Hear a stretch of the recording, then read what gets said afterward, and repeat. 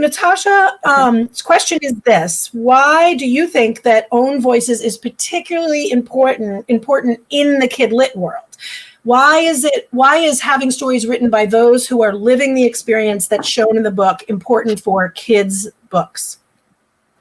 I think Anna touched on a lot of that, is that it's great to for kids, for one thing, to see themselves in the pages of books, and also to know that they are not alone in their own experiences, that there are kids around the world who experience the same cultures and traditions and rituals that they may go through in their own families. And it's also great for kids to learn about other cultures through the stories, and through food is such an important thing, right? What kids do not love snacks, and just to kind of draw them in to that culture through food and storytelling. And if you can bring in food and connect it with festivals and other cultural traditions, is such a great way to entice kids to read about that culture and to immerse themselves in that culture and those traditions. So I think that's so important. And one of the things when I was asked to write this book, was my first thought in terms of the setting was I wanted to set it in a dim sum restaurant, because again, that is such a it's culturally important, especially in the Cantonese culture, because dim sum really developed in southern China, and it's a big part of our uh, you know cultural traditions. I remember as a child growing up in Hong Kong, every Sunday was dim sum day. We'd go out and have our dim sum lunch on Sundays. And to this day, every time I go and visit my family in the Bay Area, it was like, let's go out to dim sum. And that's a great treat for me, especially living in a small town in Northern California. I don't get to eat dim sum very often, so that's always a big treat.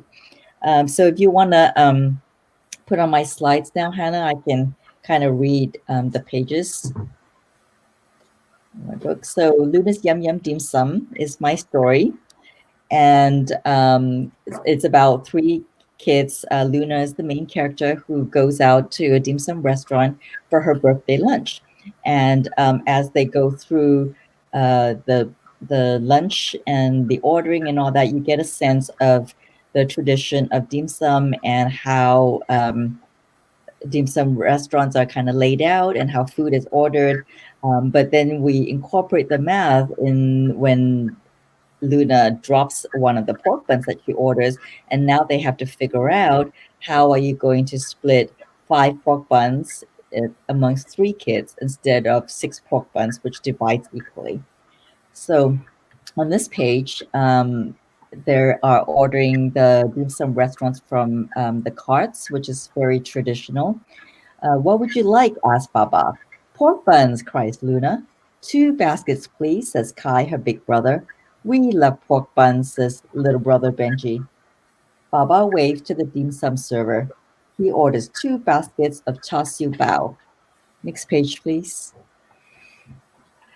3 pork buns in each basket, Luna says. 2 for me, 2 for Kai, and 2 for Luna, cries Benji. Kai takes a pork bun. Benji takes a pork bun. Yum, yum, dim sum, cries Luna. She grabs a pork bun. Next page. Splat! Oh no! Next page. I think those are the 3 that you have. Okay, sorry. So there you go. She drops the pork buns, and now they have to figure out, how are they going to split the pork buns equitably. And in the meantime, you learn about pork buns, and you learn about dim sum restaurants. And so it's a fun way to bring math and diversity and STEM all together.